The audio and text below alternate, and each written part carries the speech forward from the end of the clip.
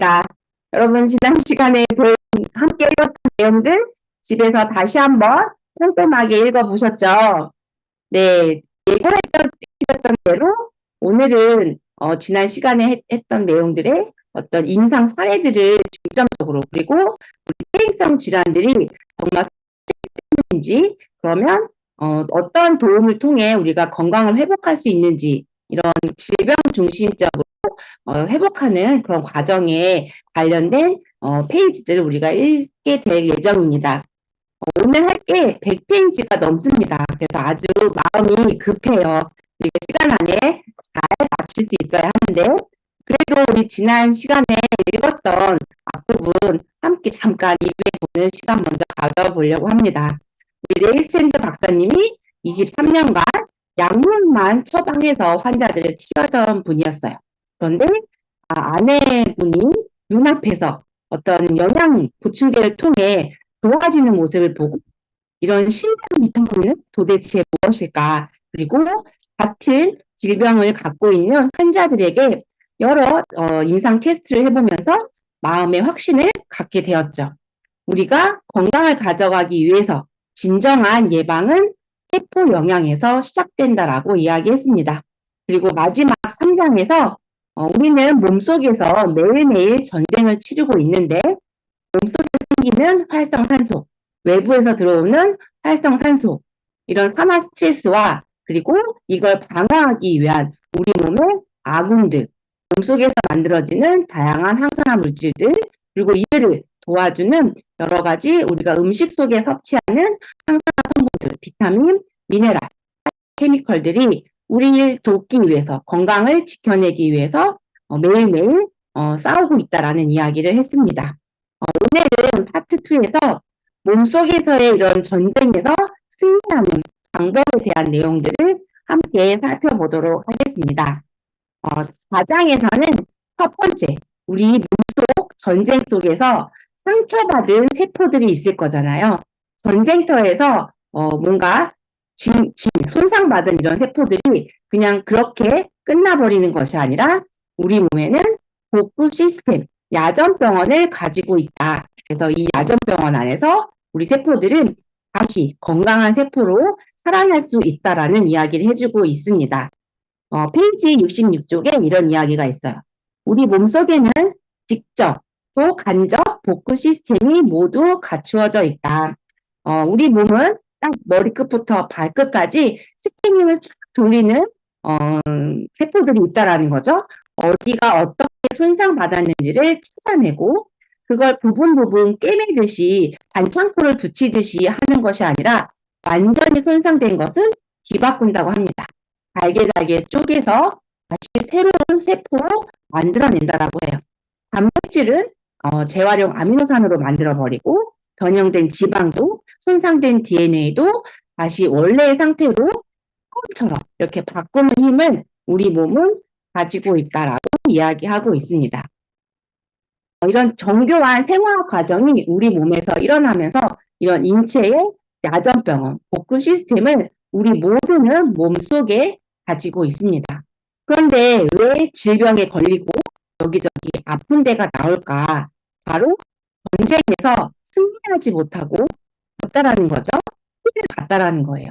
왜 전쟁에서 승리하지 못했을까라는 부분에서 활성산소와 같은 강력한 산화 스트레스가 우리 몸에서 이걸 방어하기 위한 여러 가지 항산 물질보다 더 많더라. 질병을 이루었을 때 우리는 건강한 상태를 유지하게 되는데 산화적 스트레스가 훨씬 더 많기 때문에 지금 건강에 대한 저울이 기울었다. 아프거나 질병 쪽으로 기울어졌다라고 이야기합니다. 뭔가 복구 시스템에 이상이 생긴 거고 우리가 다시 건강해지려고 하면 이런 천연 방어 시스템을 다시 원상태로 회복하는 것이 매우 중요하다고 하고 있습니다. 그러면 이런 것들을 다시 회복하고 우리 몸속 자연 치유력, 이런 복구 시스템을 어떻게 정상적으로 회복하게 만들 수 있을까? 그 유일한 수단은 바로 영양의학이다라고 이야기했습니다. 기존에는 우리가 음식을 잘 먹는 것만으로 여러 가지 항산화 물질, 몸에서 만드는 거, 음식에서 들어오는 것으로 충분했지만 이제는 가공식품도 많아지고, 우리가 함께, 우리 몸에 들어오는 이런 산화적 스트레스가 훨씬 많아졌기 때문에 균형을 맞춰가는 것이 너무 어렵다. 그래서 이 균형을 위한 세적 영양 보충제가 이제는 영양의학 부분에서 매우 중요하다는 이야기를 매 페이지마다 하고 있습니다. 이 책 73페이지에 에블린의 이야기가 나옵니다. 그녀는 가발성 경화증을 진단받았어요. 그리고 4년 넘게 많은 치료를 했지만 좋아지지 않았던 거죠. 그러다가 레이스탠드 박사님을 통해 비타민, 미네랄, 포도씨 추출물, 그리고 코엔자임 Q10이라는 다양한 항산화 성분들을 함께 처방받아서 섭취하게 된 거죠. 그리고 그가 본인의 주치의 의사로부터 들은 또 다른 진단이 모든 약물 중단해도 되겠습니다라는 거죠. 4년이 넘도록 의학적인 치료를 받았지만 좀처럼 나아지지 않았는데 그냥 영양 보충만 추가적으로 더 했는데 항산화만 보충했는데 약물을 다 끊을 수 있는 사례가 되었다라는 거죠. 결국 우리 몸속 질병이 생겼다라는 건 아군이 적군에게 패배했다라는 부분인데 이걸 우리가 외부에서 어떤 영양, 항산화 성분들을 보충함으로 인해서 다시 복구시켰다라는 부분입니다. 우리 몸속 천연 복구 시스템이 다시 정상적으로 작동하기 시작했다라는 이야기라고 우리가 볼 수 있습니다. 78페이지에 이렇게 이야기해요. 필수 영양소가 최적 용량으로 공급된다면 인체는 여전히 스스로를 치유할 능력을 보유한다는 강력한 증거이다라고 이야기해주고 있습니다. 앞으로 우리가 5장부터 오늘 9장까지 보게 되는데 여기에 나오는 여러 가지 질환들을 할애를 보더라도 영양의학이 굉장히 엄청난 효과적과도 같은 우리 몸 건강을 지키는 데 중요한 역할을 함을 알 수가 있겠습니다. 네, 우리 5장 넘어가도록 해볼게요. 5장에는 우리 사망률 1위를 다투고 있죠. 심장 질환에 대해서 이야기하고 있습니다. 자, 많은 사람들이 심장하면 혈관이잖아요. 혈관은 우리 몸속에 지방이 많아져서 콜레스테롤이 많아서 그런 거야 라는 이야기들을 가장 많이 들었어요. 그리고 그런 줄 알고 여지껏 의사 선생님이 처음 주신 대로 뭔가 불편함들을 개선하기 위한 노력들을 해오셨습니다. 그런데 레이스탠드 박사가 두 가지의 놀라운 사실을 이 79페이지에서 얘기해 줍니다. 첫 번째 놀람, 심장 질환은 콜레스테롤 때문이 아니고 심장 혈관에 염증 때문에 생기는 거라는 새로운 이야기를 해주고 있죠.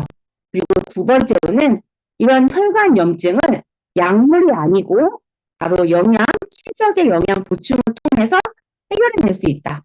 완전히 제거할 수도 있고 거의 완전하게 건강한 상태로 돌려낼 수 있다라고 이야기하고 있습니다. 여러분들 놀라우신가요?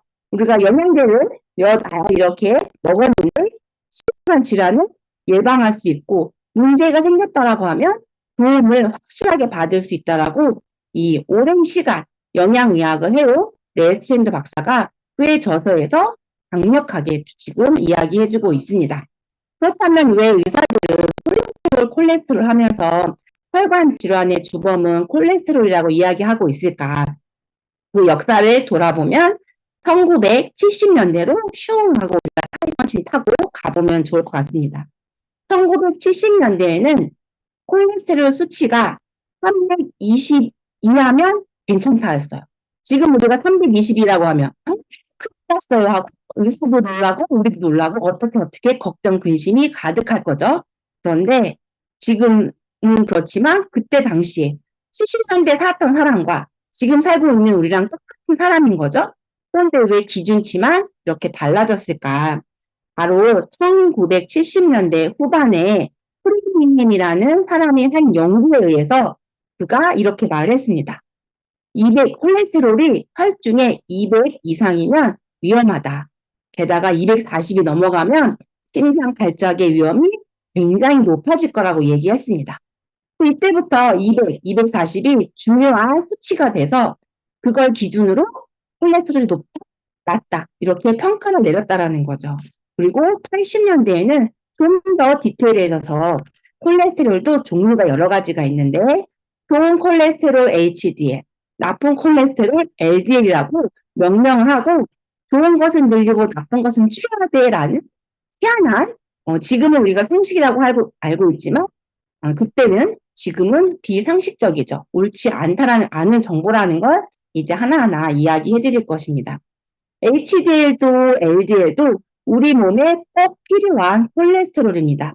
호르몬도 만들고 세포막도 만들고 여러 가지 우리 몸을 생리현상을 하는 데 있어서 매우 중요해요. 그러니까 필요하니까 우리 몸이 매일매일 만들어내고 있다는 거죠. 그러면 무엇이 문제일까? 콜레스테롤도 관련이 되어 있는 것 같은데 무엇이 문제일까라고 봤을 때 바로 그 자체, LDL 자체가 문제가 아니라 얘네들이 산화돼서 변형됐을 때가 가장 큰 문제다. 그게 나쁜 거지 LDL 자체는 나쁘지 않다라고 보시면 되겠습니다. LDL은 혈관을 막 떠돌아다니면서 혈관 속에 있는 나쁜 물질들을 다 잡아 끊어요. 그리고 HDL이라는 슈퍼버스 같은 것에 타서 간으로 이동해서 이런 독소들이나 나쁜 물질들을 제거하는 거예요. 근데 밀도가 낮다 보니까 혈관에서 스스로 간까지 가지 못하고 꼭 HDL에 실려서 간으로 이동해야 된다는 거예요. 근데 이게 산화가 되면 그런 작용들이 잘 일어나지 않는다라는 거죠. 산화되지 않는 게 중요한 거지 LDL 자체가 많은 것은 혈관 질환과 크게 상관이 없다. 사실 우리 소화지방이 나쁘다, 이런 콜레스테롤이 나쁘다 하는 이유는 하게 굳어서 혈관을 막을 거라는 생각 때문이잖아요. 근데 우리 몸은 36.5도, 조금 차이가 있더라도 36도라는 온도에서는 지방, 우리 소고기 지방 생각해 보세요. 전혀 고체 상태가 아니라 액체 상태라는 거예요. 그들이 탁한 덩어리를 만들 일은 없다. 오히려 산화됐을 때 끈적끈적해지면서 서로 엉겨붙는다라고 볼 수가 있습니다. 그런 부분에서 의사들이 이야기하는 콜레스테롤 수치 자체만 보는 것은 비상식적이다라고 우리가 이야기할 수 있겠습니다. 이후에 1990년대에 들어서면서 슈타인버그라는 박사가 새로운 이론을 냈습니다. 환자들이 억제할 만큼 충분한 항산화 물질을 안에 가지고 있다면, 체내 안에 가지고 있다면 LDL이 높아도 나쁜 콜레스테롤로 되지 않는다라는 이론을 세웠고 이거에 대한 많은 연구들이 진행이 됐습니다. 그리고 1997년도에 마르코 디아즈라는 박사가 이야기했죠. 많은 환자들을 통해서 봤더니 체내에 항산화 물질이 많으면 관상동맥 질환이 잘 생기지 않더라. 콜레스테롤의 양이 중요한 것이 아니고 산화가 됐느냐 안 됐느냐가 중요한 거고 이 산화가 되고 안 되고의 이 산화체수로부터 우리 몸을 건강하게 하는 건 내면이 만들어내는 항산화 물질 그리고 우리가 추가적으로 음식이나 영양 보충제를 통해서 얻게 되는 항산화 성분이다라고 이야기하고 있습니다.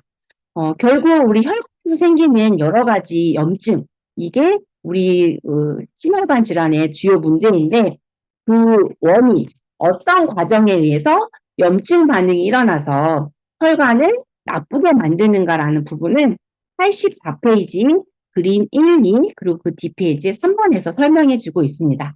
여러분들 그림을 좀 잘 보세요. 제가 이야기하는 걸 들으면서 그림을 살펴보시면 좋을 것 같습니다. 자, 혈관 안에 근육층이 있고 그 안에 혈액이 왔다 갔다 하는 혈관 통로가 있습니다. 가장 그 안쪽에는 얇은 내막이라고 하는 짜리 세포막이 있고 그 안에는 내막 아래에는 근육층 사이에 네피아 공간이라는 곳이 있습니다. 혈액에 있던 LDL이라는 산화되지 않은 아이들은 이 네피 세포를 통해서 이 네피아 공간으로 이동할 수 있어요. 그림 2를 보시면 됩니다. 그런데 여기에 항산화 물질들이 많으면 되지 않고 왔다 갔다 네피아 공간을 갔다가 혈액으로 나왔다가 자유롭게 본인이 해야 할 일들을 수행하는 거죠. 그런데 항산화 성분이 부족하면 활성산소가 생기게 되고 이런 활성산소가 만들어졌을 때 바로 LDL이 산화되기 시작하는 거예요. 그럼 비정상적이기 때문에 우리 몸의 방어 기작으로 혈관이나 혹은 이 네피아 공간에 있던 반핵구, 바로 면역세포인데 이 면역세포들이 잘못된 세포를 제거하기 위해서 마구 포획을 합니다. 그런데 한 개 포획해서 없애고 또 한 개 포획하고 없애면 우리는 건강한 수준을 유지할 수 있는데 너무 많아서 자꾸 포획하게 되면 거품처럼 버글버글하게 이 세포 안에 지방층들이 막 쌓이기 시작하는 거죠.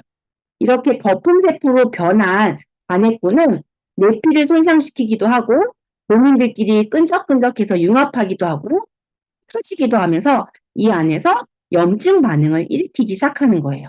이 염증이 생기고 우리의 면역 복구 시스템에 의해서 치료가 된다라고 하면 건강하지만 이게 만성적으로 지속되어지게 된다라고 하면 우리 페이지 89페이지의 그림 3에 보시면 이 뇌피하 공간이 점점 부풀어 오르는 거예요.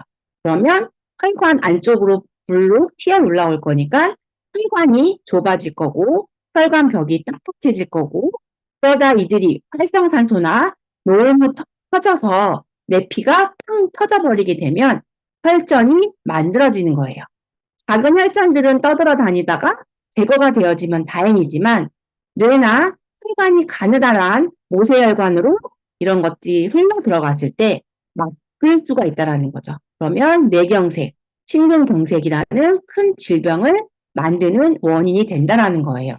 이런 과정에 의해서 이런 염증 반응 과정에 의해서 혈관 질환이 생기는 거지 단순히 콜레스테롤이 높은 거에 의해서 생기지 않는다는 것을 여러분들이 이해하시면 좋을 것 같습니다. 네. 그래서 우리는 이런 문제가 생겼어요. 내가 혈관 질환이 생기고 죽상반이라고 하는 이 산화된 LDL이 뇌피하 공간에서 가득 채워진 거죠. 그리고 이것이 퍼지거나 여러 가지 문제가 생기면 응급 치료를 받아야 됩니다. 많이 쓰는 게 우리 풍선 확장술이라고 하는 혈관 성형술 그리고 동맥우회술이라는 질병들은 병원에서 그 치료들을 병원에서 많이 하게 되는데 이건 응급적으로 처리했다라는 부분이에요. 실제 다시 이런 것들이 일어나지 않도록 해야 된다라는 거죠. 그 부분에서 이 레스린드 박사가 얘기하는 거. 다양한 항산화 성분들을 우리가 섭취해야 한다. 그 내용들을 비타민 E, 비타민 C, 글루타치온, 또 우리 파이토케미컬로 알고 있는 바이플라보노이드 이러한 성분들이 우리 LDL의 산화를 막는다. 특히 비타민 E는 LDL에 찰싹 달라붙어서 따라다니면서 그들이 산화되는 것 순간순간 다 적재적소에서 항산화를 통해 산화를 막는 역할을 해준다라고 이야기하고 있습니다. 그리고 이런 혈관 질환을 예방하는 진정한 방법은 단일 영양소 하나 섭취가 아니라 이들을 모두 함께 섭취했을 때 상승 효과가 일어나면서 훨씬 더 건강을 유익하게 만든다라고 이야기를 하고 있습니다. 결국 우리가 진정한 건강을 위해서는 모든 영양소를 세전 영양으로 잘 내 몸에 공급해줘라 라는 이야기를 다시 한번 정리하면서 5장 챕터가 마무리되었습니다. 여러분들 잘 따라오고 계시죠? 네, 이제 6장 호모시스테인, 바로 혈관 질환의 다른 두 번째 요인입니다. 산화된 LDL이 문제라고 하면 그 외에도 호모시스테인이라는 단백질의 부산물들이 혈전을 만들어서 혈관의 염증을 일으키고 동맥경화를 일으키는 요인이다라고 이야기합니다. 너무 놀라운 것은 이 호모시스테인 또한 우리가 영양소를 통해서 없앨 수 있다는 거예요. 바로 비타민 B군 중에 6번, 9번, 12번을 충분히 잘 섭취하게 되면 우리가 음식 속에서 먹는 메티온이라는 아미노산이 분해되는 과정 중에 호모시스테인을 만들게 되고 비타민 B군 세 가지가 이렇게 충분하다라고 하면 호모시스테인을 다시 안정한 형태의 시스테인과 메티오닌을 만듭니다. 그런데 이런 과정이 일어나지 않으면 호모시스테인 수치가 높아지게 되고 혈관에 악영향을 미칠 수 있다는 거예요.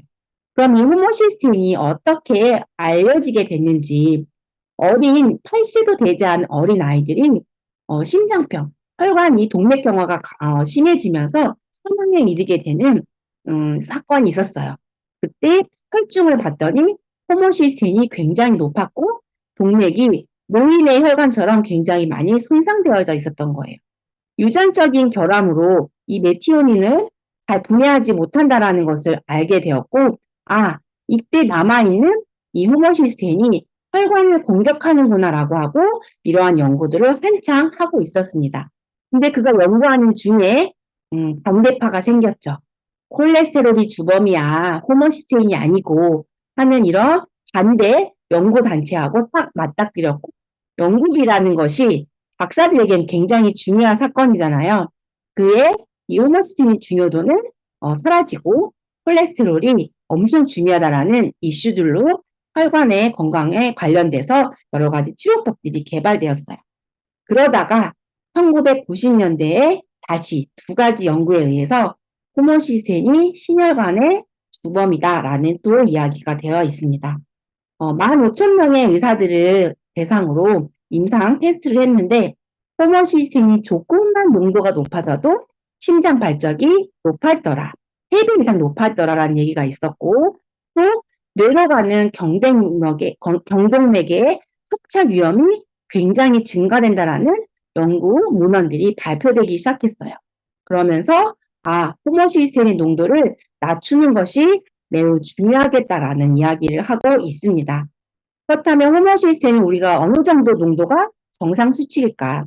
사실 하나도 없는 게 가장 좋고 적어도 5에서 15라고 이야기하지만 레이스샌드 박사님은 적어도 7 이하로 낮춰야 된다라고 이야기하고 있습니다. 이런 비타민 B군 세 가지를 잘 섭취하게 되면 호모시스테인 수치를 낮출 수가 있고 우리가 음식 속에 메티오닌이 너무 과도하게 들어있는 성분들을 너무 많이 먹지 않으면 예방할 수 있다. 그런데 일부에서는 이런 영양소들을 잘 섭취하더라도 호모시스테인 농도가 높은 사람들이 있습니다. 그런 분들에게 다시 조사를 해봤더니 메틸화를 일으키는 효소 반응이 잘 일어나지 않더라. 이런 부분에 대해서는 트리메틸글리신이라는 수적인 보조제를 같이 섭취하면 이런 호모시스테인에 대한 혈관 건강을 예방할 수 있다라고 이야기하고 있습니다. 이 호모시스테인이 심혈관 질환에 영향을 미치는 부분에서는 연구가 잘 되다가 잘 되지 않다가 다시 잘 되는 이런 과정들을 역사 속에서 갖게 되었는데 이 의학계에서 어떤 경제학의 논리에 의해 진실이 묻혀지고 다른 잘못된 정보들도 흘러다닐 수 있다라는 거. 이 챕터 안에서 우리가 알 수 있는 부분은 의사 선생님들이 모든 걸 100% 알고 있지는 않다. 우리도 건강을 제대로 가져가기 위해서 다른 여러 가지 정보에 대해서 귀를 열고 관심을 갖고 그리고 어떠한 것이 더 옳은지를 판단하는 습관을 우리 환자들 또 우리 개개인이 가져야 한다는 것을 알 수 있는 부분이었습니다. 네, 다음은 우리 7장 보도록 하겠습니다. 심혈관 질환의 바로 심장병이라고 할 수가 있습니다. 여기는 로인이라는 사람의 사례가 나오게 되는데요. 이는 심장 바이러스에 감염이 되면서 심근염을 앓게 되는 거죠. 그리고 심장병이 생긴 거예요. 심근병증이. 그가 이 심장에서 혈액을 뿜어내는 박출량이 보통 50에서 70%인데 17%로 굉장히 낮았습니다. 여러 가지 치료를 해도 25%까지밖에 회복되지 않았는데 넬샌드 박사님을 찾아와서 또다시 비타민과 미네랄과 같은 영양의학을 처방받은 거죠. 그리고 그가 심장 박출량이 늘어나진 않았지만 혈전에 의해서 이렇게 비대해진 심장이 다시 정상 사이즈가 되고 혈전이 사라진 거예요. 그리고 그가 연구 중에 코엔자임 Q10이 심장에 굉장히 좋다라는 논문을 읽게 됩니다. 그리고 그 논문을 참고로 해서 웨이에게 코엔자임 Q10을 섭취하도록 권유했고 3, 4개월 후에 그의 심장 박출량이 58%까지 올라왔습니다. 정상 범주 안에 들어온 거죠. 거의 이제 살 수 없을 것 같은 심장 이식을 하지 않으면 살 수 없을 것 같던 사람이 영양 보충을 통해서 이런 부분들을 회복했다라는 건 굉장히 놀라운 사실이 아닐 수 없다라는 거죠. 이런 강력한 항산화 물질, 심장에 너무나도 중요한 코엔자임 Q10은 우리 몸에 해서 모든 세포에서 다 만듭니다. 그가 하는 중요한 역할이 있기 때문인데 항산화 기능, 활성산소를 제거하는 그런 역할도 하지만 가장 중요한 건 세포의 미토콘드리아 안에서 에너지를 만들고 우리가 그걸 이용해서 움직이고 여러 가지 생체 활동을 할 수 있도록 하는 힘을 만들어주는 효소입니다. 근데 이 효소가 만들어지는데 17단계를 거쳐야 돼요. 그리고 많은 비타민과 미네랄이 필요합니다. 부족하게 되면 코엔자임 큐텐이 잘 만들어지지 않고 우리의 대사도 잘 되지 않을 거고 심혈관에 문제가 있더라고 하면 그 질병들이 더 악화가 될 수도 있다라는 부분이죠. 그래서 이런 코엔자임 큐텐이 심장 기능에 이상이 있는 사람에게 얼마나 큰 도움이 되는지 많은 논문을 살펴보고 임상 테스트를 하게 됩니다.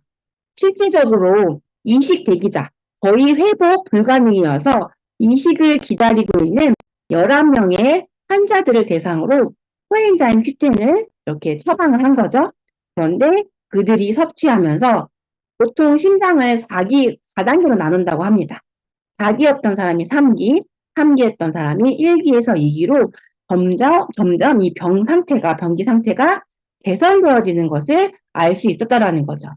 우리가 신장 같은 경우에는 콩팥 한번 망가지면 회복하기 어려운 신체 기관이지만 심장도 거의 기능을 잃었다라고 했는데 우리가 이런 영양 보충을 통해서 다시 기능을 살릴 수 있다라는 건 굉장히 놀라운 일이 아닐 수 없다라고 알 수가 있겠습니다. 이 챕터에서 네이슨트 박사가 앞에 심혈관 질환 이 부분을 전체적으로 5, 6, 7장에서 이러한 이야기를 해주고 있어요. 의사들, 굉장히 우리 위험한 질병인 거잖아요. 의사들이 자기 환자들에게 의사가 되어야 한다. 우리는 천연물, 영양소들이겠죠? 이런 천연물이 환자들에게 어떤 도움을 줄 수 있는지를 알아보고 배워서 그들에게 알려줘야 되고 섭취할 수 있도록 도움을 줘야 한다는 거죠. 그랬을 때 의사들은 진정으로 최선을 다해서 그 환자를 도왔다, 치료했다라고 말할 수 있다라고 이야기하고 있습니다. 이 부분이 네일샌드 박사가 영양제를 처방하면서 본인이 환자들이 좋아지는 이 엄청 놀라운 이 신기한 비타민의 효과들을 경험하면서 의사들에게 매우 올바르면서도 쓴 소리를 하는 것이 아닌가라는 생각을 해보게 되었습니다. 우리 여러분들 시간이 10시가 다 되어가고 있는데 우리가 준비한 내용이 있어요. 5주차까지 갈 수가 없기 때문에 오늘 시간이 조금 넘어가더라도 괜찮으시죠? 네, 바쁘신 분들은 살짝 나가게 하셔도 이해하도록 하겠습니다. 네, 이어서 1장 너무 또 중요한 부분이 나왔어요. 암. 여러분들 우리 암 생길까 엄청 걱정 많이 하시잖아요. 그래서 하는 박사들이 국가 차원에서도 암을 어떻게 하면 잘 치료하고 암이 안 생기게 하면 좋을까라는 걸 연구를 많이 합니다. 엄청나게 많은 연구비를 썼는데 그 연구의 결과물은 다 조기 진단에 얽매여져 있고 실제적으로 암 발병률과는 아무 상관이 없더라. 암은 계속적으로 생겼고 오히려 그냥 조기 발견해서 치료하고 회복되어지는 사람들의 숫자는 늘었을지언정 암 발병률을 맞추는 데는 전혀 그 많은 자본이 도움을 받지 못했다라고 이야기하고 있습니다. 그럼 암은 어떤 원인에 의해서 우리 몸속에서 생기는지 그걸 안다라고 하면 제대로 된 암 예방에 대한 것들을 할 수가 있을 거예요. 이 옐센드 박사가 많은 문헌 조사를 통해서 공통적으로 다양한 원인들이 있지만 공통적으로 하나로 주 원인은 바로 산화 스트레스다. 발암 물질이라고 이야기하고 있지만 그 발암 물질은 우리 몸 안에 들어와서 활성산소, 산화 스트레스를 만든다라고 이야기합니다. 이런 산화 스트레스가 그래서 왜 암을 만드는데요? 라는 부분에서는 바로 세포의 기형을 만드는 근본, DNA의 DNA 서열의 이상을 일으키는 거죠. DNA 서열에 손상을 주거나 혹은 구조의 변형을 통해서 자꾸자꾸 증식하는 세포, 기형세포를 만든다라는 거죠. 이런 산화적인 스트레스가. 우리 132페이지에 보면 화학적 예방이라는 표가 있습니다. 정상 세포가 활성산소와 같은 산화 스트레스를 한 번 받으면 일부가 손상된 돌연변이 세포가 되는 거예요. 여기에 또 지속적으로 활성산소의 공격을 받게 되면 초기 암 단계인 전암성 병변의 세포로 바뀝니다. 여기에 또 활성산소가 오게 돼서 공격을 받으면 이제는 여기저기로 퍼지는 전이가 될 수 있는 진짜 암으로 발병이 된다는 거예요. 이 과정은 단순히 몇 개월, 1년, 2년이 아니라 10년, 20년, 30년의 누적된 결과라고 이야기한다는 거죠. 그래서 암은 소전 박살이 중요하다. 생기기 전에 우리가 예방하는 것이 매우 중요하고 이게 우리가 느낄 때는 이미 손쓰기 어려운 20년, 30년 동안 누적된 결과물이기 때문에 치료하는 것이 어려워질 수 있다는 거예요. 근데 놀라운 이야기를 이 안에서 해주는데 아래에 암이었는데 억제에 의해서 전합성 세포로 바뀌고 혹시 또 다시 과매가 돼서 돌연변이 세포가 되고 이번에는 복구에 의해서 다시 암세포가 정상세포로 바뀌는 이러한 화학적 예방의 일들이 우리 몸 안에서 일어난다는 거예요. 이거에 대한 증명을 몸속에서 일어나는 거 우리가 눈으로 볼 수가 없잖아요. 그래서 대상을 구강암, 입안에 있는 암은 우리가 눈으로 볼 수가 있으니까 구강암과 그다음에 자궁경부 이형성증이라고 해서 자궁경부암으로 될 수 있는 그 부분에 대해서 이런 항산화 영양소들이 어떤 산화 스트레스를 막을 수 있는 영양소들이 어떠한 영향을 미치는지를 조사를 했습니다. 그랬더니 우리 이 표에서 말한 것처럼 억제가 되고 관해가 되고 다시 복구가 돼서 건강한 세포로 변화되는 것들을 이 임상 연구 실험에서 찾아냈다라는 거죠. 그만큼 산화 스트레스가 세포의 변형을 통해서 암을 만드는 경우가 훨씬 많더라. 태어날 때부터 유전적으로 문제가 생겨서 생기는 암도 있지만 그건 굉장히 일부이고 오히려 후천적으로 우리가 살아가면서 이런 산화 스트레스에 의해 만들어지는 암이 훨씬 많다. 그런데 내가 여기도 마찬가지로 영양 처방을 하게 되면 다시 건강한 세포로 회복할 수 있는 게 우리 암에서도 적용된다라고 이야기합니다. 그래서 우리 136페이지에 암 퇴치 어떻게 할 것이냐, 암이 생겼더라도 혹은 암이 되기 전 단계라도 아니면 건강한 세포가 암세포로 바뀌지 않도록 우리는 매일매일 무엇을 해야 되는지 이 화학적 예방 단계를 세 단계로 나누어서 이야기해주고 있습니다. 첫 번째, 발암물질을 피해라. 아예 우리 몸에 들어오지 못하도록 하는 거죠. 담배 끊고 자외선 차단하고 음식을 제대로 된 것을 잘 먹어라라고 이야기하고 있습니다. 우리 근데 좋은 음식 먹으라고 하는데 전 세계 인구의 9%만 그걸 따르고 있다라고 해요. 그럼 우리가 벌써 1부터 잘하고 있지 못한 사람들이 많다라는 거죠. 그리고 2단계에서는 우리 인체의 면역 시스템을 올려라라는 거죠. 암이 생기면 그때그때 제거할 수 있는 면역 시스템을 극대화해라. 그게 바로 우리 몸속 항산화 시스템의 극대화이고 이건 좋은 음식을 먹으면서부터 시작된다라고 이야기하고 있습니다. 그리고 좋은 식사에 부족한 것을 영양 보충을 하게 되면 좋은 식사 플러스 영양 보충이라는 거죠. 우리가 암을 예방할 수 있다. 나쁜 식사 계속하면서 아무리 영양제를 먹는다고 해도 우리가 원하는 기대치를 다 갖지 못할 수도 있다라는 거예요. 그리고 어떠한 영양 보충을 하냐에 대해서 비타민 C, 비타민 E, 베타카로틴과 같은 항산화 영양소들을 종합적으로 상승 효과를 가져올 수 있도록 이렇게 처방을 했을 때 이런 20주 뒤에 좋은 몸이 회복 시스템이 작동한다는 것을 알게 되었습니다. 그리고 마지막으로 우리 3단계에서 이런 적절한 영양, 식단을 우리가 가져가게 되면 우리 인체는 놀라운 복구 시스템을 자연스럽게 회복하고 작동시키게 한다.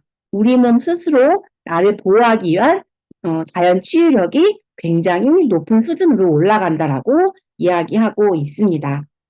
우리 여기 141페이지에 보면 이런 세 가지 단계의 확정 예방을 실시했더니 관해율이 10배나 좋아졌고 들 중 72%가 정상세포가 되었고 그중에 비정상적인 전합성 세포가 다시 정상적인 세포로 갔다라는 거예요. 그러니까 우리 표에서 봤던 화학적 예방이 억제되고 관해되고 다시 정상세포로 복구되는 건 이 임상 실험을 통해서 확인을 다 했다라는 거예요. 그리고 143페이지에 이런 이야기를 하고 있습니다. 우리가 이렇게 인체가 갖고 있는 자연 치유력 3단계까지 완성하게 되면 산화 스트레스로부터 스스로를 보호할 뿐만 아니라 세포의 DNA에 가해진 여러 가지 손상도 원래대로 복구시킨다. 너무 놀랍지 않은가라는 이야기를 하고 있습니다. 그리고 뒷부분에 내가 이미 암이라는 걸 걸리게 되면 우리 병원에서 여러 가지 화학적 요법을 통해 방사선 치료나 수술 요법을 하게 돼요. 근데 레이샌드 박사는 이런 과정을 내가 해야 된다라고 하더라도 영양요법을 같이 병행하라고 이야기합니다. 이런 영양요법을 같이 병행했을 때는 어떠한 도움을 받는지 치료 효과를 증진시킬 뿐만 아니라 항암제에 의한 독성으로 내 정상세포들이 얻게 되는 부작용들을 다 줄일 수 있다라고 이야기합니다. 그러면서 이 킴벌리의 이야기 사례를 통해 21세에 난소암이 생긴 여성의 이야기입니다. 그녀가 항암 치료를 받으면서 영양요법을 같이 했을 때 보통 사람들보다 훨씬 건강한 상태로 컨디션이 좋은 상태로 그 암 치료 효과도 굉장히 좋게 나온 이야기를 해주고 있죠.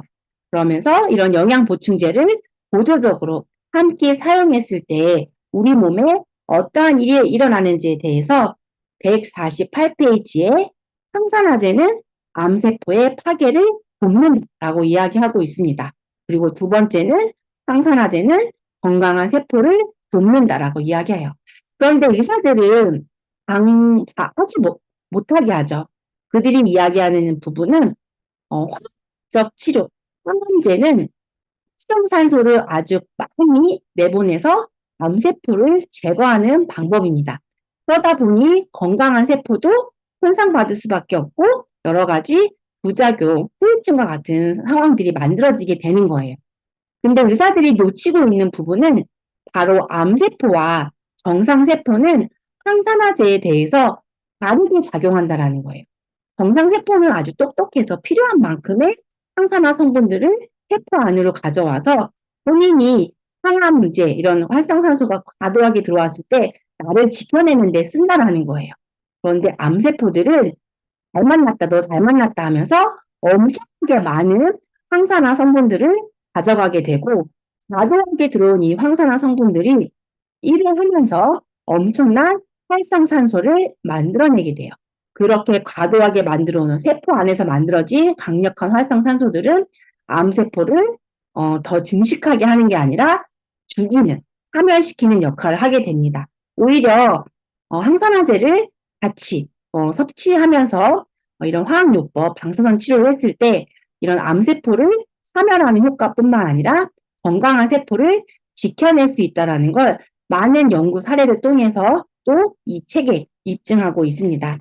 4살 우리 뇌종양에 걸린 이 4살 아이 미셸의 이야기를 통해서도 아빠가 강하게 요청을 해서 함께 실시했을 때 정리됐던 암이 없어지고 수술을 할 수 있을 정도로 종양 사이즈가 작아지고 했던 사례를 공유해주고 있습니다.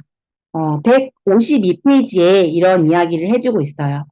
영양과학은 암과 기타 여러 퇴행성 질환과 싸우는 우리에게 아주 커다란 희망이 되어줄 것이다. 어떤 부분에서 이렇게 예방을 해줄 것이냐. DNA에 가해지는 손상을 예방할 수 있고, 손상된 것을 복구하는 데 필요한 많은 영양소들을 제공해주고, 너무나 안전해서 우리가 평생도록 먹으면서 예방을 경험할 수가 있고, 또 여러 가지 암이 생겼다라고 했을 때 추가적으로 생기는 여러 가지 부분을 예방하고 방어할 수도 있다라는 거. 그리고 이 관해작용, 억제작용, 복구작용 하는데 이 영양의학이 굉장히 큰 도움을 준다라고 이야기하고 있습니다. 그리고 153페이지에 기존에 우리가 암을 대처하는 여러 가지 치료법이 있지만 거기에 대해서 이 항산화 영양요법을 같이 하는 것에 대해서 열린 마음을 의료진들이 가져라라고 이야기하고 있습니다. 해당 용량으로 질 좋은 영양제를 잘 섭취하게 되면 암의 예방 그리고 치료에 굉장히 놀라울 만한 혁신을 일으킬 수 있다라고 얘기하고 있습니다. 마지막 간단하게 여기 하고 넘어가도록 하겠습니다. 눈도 암과 심혈관 질환뿐만 아니라 눈도 산화 스트레스에 의해서 퇴행성 질환이 생긴다라고 이야기하고 있는 챕터입니다. 눈에 생기는 퇴행성 질환은 백내장, 황반변성 이런 위험한 질병들이 있죠. 근데 요즘은 백내장이나 황반변성이 노인성 질환이 아니고 젊은 세대들에게서도 나타나고 있습니다. 우리가 만성 퇴행성 질환이 나이 들어 생기는 게 아니라 우리 안에 이런 것들을 극복해낼 수 있는 영양이든 우리 몸의 복구 시스템이 잘못되고 있기 때문에 이런 젊은 나이에도 이런 퇴행성 질환이 생길 수 있다라고 이야기하는 거죠. 눈에 백내장이 생기는 이유는 수정체가 투명해야 빛을 받아들여서 힘을 맺게 하는데 이 수정체가 혼탁해지는 거예요. 그 혼탁해지는 주 원인을 살펴봤더니 바로 활성산소 때문이더라. 빛을 통해 들어오는 청색광이 우리 눈에 활성산소를 만들어내고 이게 처단되지 않으면 이 수정체를 혼탁하게 해서 백내장을 유발한다라고 이야기해주고 있습니다. 수정체 자체 안을 살펴보면 주변에 다양한 항산화 성분들이 많이 발견된다고 합니다. 비타민 C, 알파 리포산, 베타카로틴, 그리고 우리 몸에서 만드는 글루타치온, 또 슈퍼옥사이드 디스뮤테이즈라고 하는 여러 가지 천연 몸속에서 만드는 항산화 물질들이 기본적으로 많이 있다라는 거죠. 근데 우리 항상 활성산소와 항산화 물질이 균형을 이루어야 되는데 이 균형이 깨져버리게 되면 백내장이라는 질병이 생길 수 있다라는 거죠. 이렇게 항산화 물질들을 많이 눈 안에 가지고 있다라고 하면 50% 이상 백내장 발병률을 감소시킬 수 있다라고 이야기해주고 있습니다. 그리고 또 다른 황반 변성에 대해서는 또한 기작에 의해서 황반 부분에 이제 손상이 가해지는데 이 또한 산화 스트레스 때문인 거죠. 이 빛이나 빛인 거죠. 이런 것들이 우리 황반이라는 부분에서 활성산소를 야기시키는 거예요. 근데 황반이라는 건 노란색이어서 황반인데 우리 카로티노이드라고 하는 성분 중에 루테인, 제아산틴 이런 것들이 많이 들어있는 우리가 음식을 먹게 되면 이 황반 부위로 이동해서 그곳에 축적이 되어집니다. 노란색 빛을 띠기 때문에 빛에 있는 청색 광을 흡수해서 활성산소로 인한 공격을 예방하는 거예요. 근데 이게 부족해지거나 노화가 되면 양이 줄어들기 때문에 이런 황반변성이라는 퇴행성 질병이 생길 수 있는 거죠. 어떻게 해서 그쪽 주변의 세포들이 망가지는지는 우리 앞서 LDL이 산화돼서 혈관에 염증을 일으키는 기작과 비슷합니다. 뒤에 162페이지에 그림을 보시면 똑같이 우리 이 황반이라는 부위 주변에 존재하는 자가 불포화 지방이라고 하는 PUFA라는 성분이 있다고 합니다. 이게 산화가 되어지면 축적되어지고 어떤 망막 세포에 독성 물질을 만들어내게 되는데 이게 궁극적으로는 드루젠이라고 불리는 성분을 만들어서 이 드루젠이 점점 축적되어지는 거예요. 죽상반이 점점점 커지면서 혈관 내벽으로 뚫고 들어오고 주변에 염증을 만들어내는 것처럼 이 시상세포 안에서도 이 드루젠이 이 길쭉하게 막대기 모양으로 생긴 게 시상세포입니다. 베타카로틴에 의해서 굉장히 활성화가 되어질 수 있는 성분인데 여기에 손상을 받아서 세포가 없어지고 뇌로 그 시신경이 연결되지 않는 거예요. 그러니 주변에만 상이 맺히고 가운데 부분에 이 드루젠에 의해 손상받은 시장세포 부분에는 상이 맺히지 않기 때문에 우리가 이미지를 봤을 때 중간이 검게 나오는 그런 황반변성 증상이 나타난다라는 거예요. 이 황반변성 또한 우리가 백내장, 앞서 계속 암과 우리 혈관 질환에서 얘기한 것처럼 다양한 항산화 성분에 의해서 활성산소를 제거해주면 예방할 수 있고 복구할 수 있다라고 이야기합니다. 그 중에 대표적으로 우리 루테인과 제아산틴을 얘기했고 우리 눈, 황관 부위에 있으면서 스를 낀 것처럼 이 자외선을 차단하고 청색광을 차단하는 역할을 도움을 준다라고 하고 있습니다.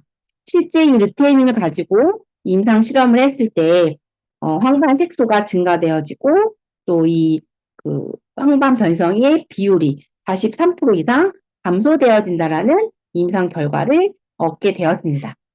베타카로틴이 시력 보호에 좋다라고 하고 이 루테인은 황반 변성에 특화되어 있는 항산화 물질이라고 여기 이야기를 따로 구분해서 해주고 있어요. 비타민 C, 비타민 E, 코엔자임 Q10, 글루타치온 앞에서 하는 역할들이 다 나와 있는데 이 모든 우리 몸속에서 만들거나 우리가 외부에서 음식이나 영양 보충제로 섭취했던 이런 항산화 물질들이 우리 눈, 산화 스트레스에 의한 눈 퇴행성 질환도 예방하고 복구할 수 있다라는 이야기를 해주고 있습니다. 선글라스를 고급 선글라스를 통해 우리 시력을 보호한다라는 것처럼 좋은 항산화 영양소를 통해서 이 몸, 눈 안쪽 겉이 아니라 몸속 안에서도 고급 선글라스를 쓴 것처럼 우리가 투자해야 한다라고 이야기해주고 있습니다. 많은 분들이 그런 영양소 섭취한다고 해서 그런 위중한 질병들이 나아진다라고 의사도 의심하고 이 내용들을 접하지 않은 분들, 경험하지 못한 분들은 인정하지 않거나 부정하는 경우들이 많이 있을 거예요. 그런데 이 레이슨 박사가 172쪽 마지막에 이런 이야기를 해주고 있습니다. 우리가 생각하기에 너무나 단순하고 쉬운 방법이죠, 해결책이. 근데 실질적으로 이것보다 더 나은, 안전하고 더 효과 있는 방법은 아무도 제안해주고 있지 않다라는 거예요.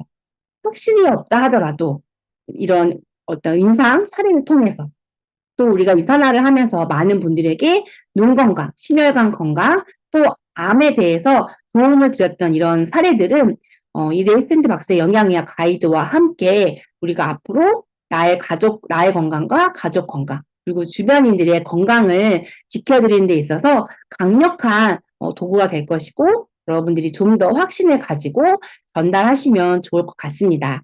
네, 오늘 길게 되었어요. 시간이 많이 지체되었는데 그래도 여러분들이 이번에 읽을 때 좀 꼼꼼히 읽으시면 좋을 것 같아서 말씀을 좀 드렸습니다. 오늘 강의 여기서 마치고요.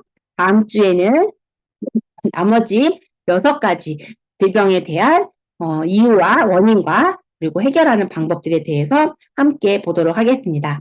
감사합니다.